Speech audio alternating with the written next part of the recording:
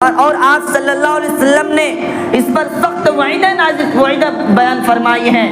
آپ صلی اللہ علیہ وسلم نے فرمایا لعن رسول اللہ صلی اللہ علیہ وسلم آکل الربا وموکلہ وکاتبہ وشاہدیہ، کہ جہاں سودی کاروبار ہوتا ہے اس کاروبار میں جو بھی جس طرح کا حصہ لیتا ہے اس پر اللہ کے رسول صلی اللہ علیہ وسلم نے لعنت فرمائی ہے۔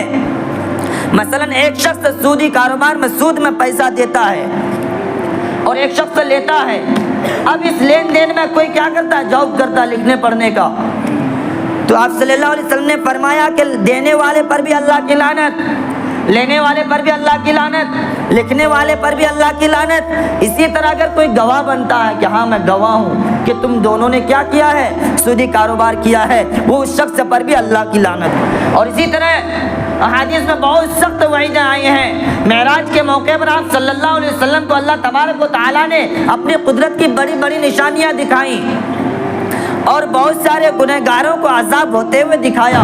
آپ صلی اللہ علیہ وسلم فرماتے ہیں کہ میرا گزر ایسے لوگوں کے پاس سے ہوا جن کے پیٹ بڑے بڑے مکانات کی طرح تھے، جیسے رہنے کے گھر ہوتے اتنے بڑے بڑے تھے پیٹ، اور ان کے اندر سانپ بڑا ہوا تھا جو باہر سے نظر آ رہا تھا۔ میرے دوستو، تو آپ صلی اللہ علیہ وسلم نے جبرائیل علیہ السلام سے پوچھا کہ یہ کون لوگ ہیں جس کو اتنا سخت خطرناک سزا ہو رہا ہے، پیٹ گھروں کی طرح بڑا بڑا ہے، پیٹ کے اندر سانپ ہے اور جو باہر سے نظر آ رہے ہیں؟ تو جبرائیل علیہ السلام نے جواب دیا، وہ لوگ ہیں جو سود کھاتے ہیں، حرام مال کھا کر کے جو دنیا میں پیٹ بڑھا رہے ہیں، چربی، مرنے کے بعد اس سب چربی میں میرے دوست پتہ چلے گا۔ اور ایک حدیث میں حدیث پاک کا خلاصہ ہے کہ آپ صلی اللہ علیہ وسلم فرماتے ہیں کہ میں ایک دن سویا ہوا تھا، جبرائیل علیہ السلام اور میکائیل علیہ السلام آئے اور مجھے ارض مقدسہ کی طرف لے گئے۔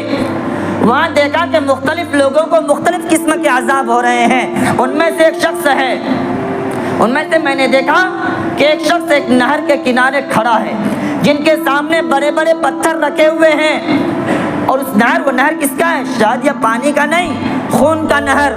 اس کے اندر ایک شخص تیر رہا ہے، تیرتے ہوئے قریب سامنے آنے کی، کنارے آنے کی کوشش کر رہا ہے، لیکن جو شخص کنارے پر کھڑا ہے پتھر لے کر کے، وہ اس کے سر پر مارتا ہے، پھر وہ شخص ڈوبتا ڈوبتا پھر وہیں اندر بیچ میں چلا جاتا ہے۔ ایسا بار بار ہوتا ہے۔ تو آپ صلی اللہ علیہ وسلم نے پوچھا کہ کون ہے؟ تو جبرائیل علیہ السلام اور میکائیل علیہ السلام نے فرمایا کون ہے؟ یہ سود کھانے والے ہیں، یہ سود کھانے والے ہیں جو خون کے نہر میں میرے دوستو تیر رہا ہے، وہ بھی جہنم کا خور، کس قدر غلیظ خون ہے میرے دوستو۔ اسی طرح اور بھی بہت سارے عذابات کے ذکر آئے ہیں اور مشاہدات کے طور پر واقعہ بھی رونما ہوئے ہیں۔ ایک شخص اپنا واقعہ خود بیان کرتے ہیں، ایک مولانا، کہ جب میں چھوٹا تھا تو والد صاحب کی قبر پر جاتا تھا، قبرستان والد صاحب کی قبر پر جاتا تھا دعا کرنے کے لیے، کبھی زیارت کے لیے۔ رمضان کے مہینے میں، رمضان کے آخری عشرے میں فجر کی نماز پڑھ کے ایک دن میں اپنے والد صاحب کی قبر کے پاس گیا، قبر کے پاس بیٹھ کر میں کچھ پڑھنے لگا تو اچانک آہ کی آواز آنے لگی۔ سن کر ڈر گیا میں، دل دہل گیا، آہ کی آواز آنے لگی۔ پھر میں نے غور سے سنا تو دیکھا فلاں قبر سے آواز آ رہی ہے، اور وہ قبر پکی کی تھی، پکی کی ہوئی تھی۔ جب میں جا کر کے غور سے سنا تو دیکھا کہ اس قبر سے آواز آ رہی، آہ کی، اور اتنی سخت آواز آ رہی کہ دل دہل جائے ڈر سے۔